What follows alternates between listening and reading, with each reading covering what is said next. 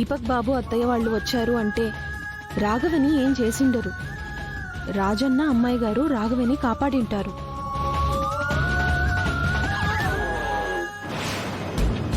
ఛా, రే దీపక్, అందరి ముందు తిట్టాను అనే బాధ కూడా లేదు మీ మావయ్యకి.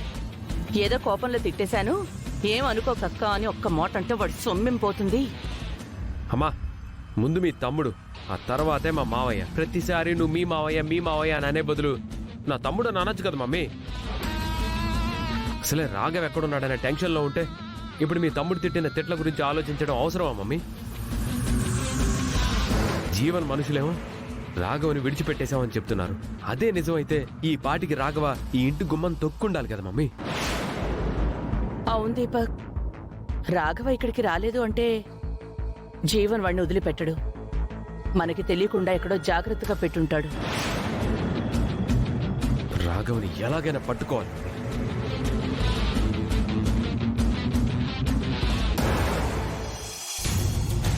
గుడ్ మార్నింగ్ నాన్న.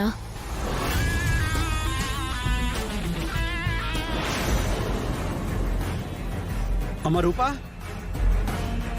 రాజు, ఏమైందమ్మ రూపా? ఏమైంది? ఈ దెబ్బలేంటి? చిన్న యాక్సిడెంట్ అయింది నాన్న.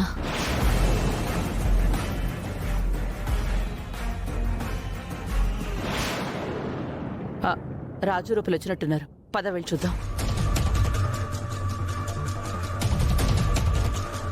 యాక్సిడెంటా? మమ్మీ, ఇంకోసారి మనతో పెట్టుకుంటే చిన్న యాక్సిడెంట్ కాదు, శాల్తీ లేచిపోయేంత పెద్ద ప్లానే వేద్దాం. ఇంతగా గాయాలైతే చిన్న యాక్సిడెంట్ అంటావేంటమ్మా? రాజు, అసలేమైంది? దారిలో వస్తుంటే కార్ బ్రేక్ ఫెయిల్ అయింది పెద్దయ్య.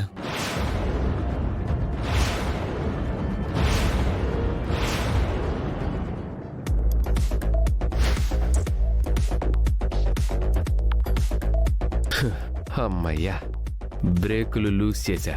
ఓవర్ స్పీడ్లో వెళ్తే ఎప్పటికైనా ఫెయిల్ అవుతాయి. బ్రేకులు ఫెయిల్ అవడం ఏంటి రాజు? మన కార్లన్నీ మంచి కండిషన్లో ఉన్నాయిగా, అలా ఎలా ఫెయిల్ అయ్యాయి? ఏమో తెలీదు నాన్న.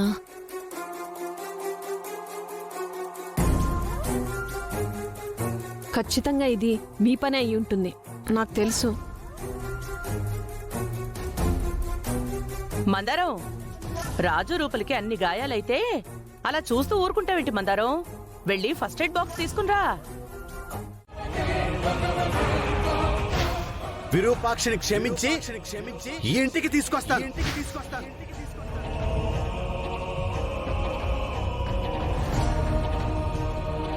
అదెలా కుదురుతుంది పంతులు గారు? మా తమ్ముడికి భార్య లేదు కదా.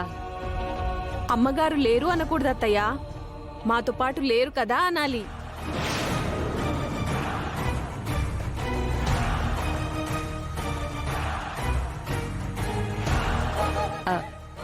పంతులు గారు, రూపకి దోషం అంటున్నారు, అడుగడుగునా ప్రమాదం అంటున్నారు. మా రూపని కాపాడుకోవడానికి ఇంకో దారేది లేదంటారా? అవును పంతులు గారు, మా పెద్దయ్య గారు అమ్మగారు కలిసి పూజ చేసే అవకాశం లేదు. కాబట్టి మీరే ఏదైనా పరిష్కారం ఉంటే చూపించండి.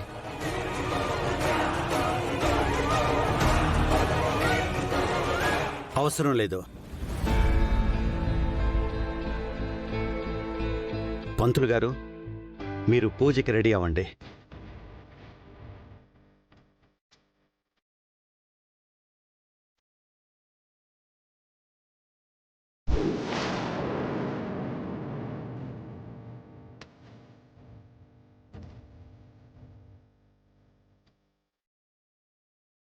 నాన్న, మీ నాన్నే చెప్తున్నాడు, రేపు పూజ జరుగుతుంది. నాన్న, పూజకి అమ్మ కూడా అవసరం అంటున్నారు నాన్న.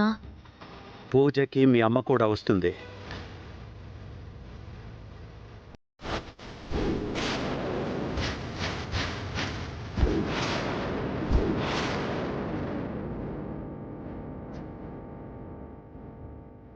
తమ్ముడు, ఒక్కసారి ఆలోచించు తమ్ముడు. ఒక్కసారి కాదు, 100 సార్లు ఆలోచించిన నా నిర్ణయం ఇదే.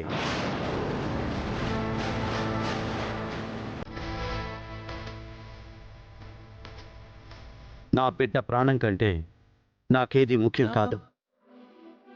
రూపని కాపాడుకోవాల్సిన బాధ్యత తండ్రిగా నా మీదంతుందో, తల్లిగా ఆ విరూపాక్షి మీద కూడా అంతే ఉంది.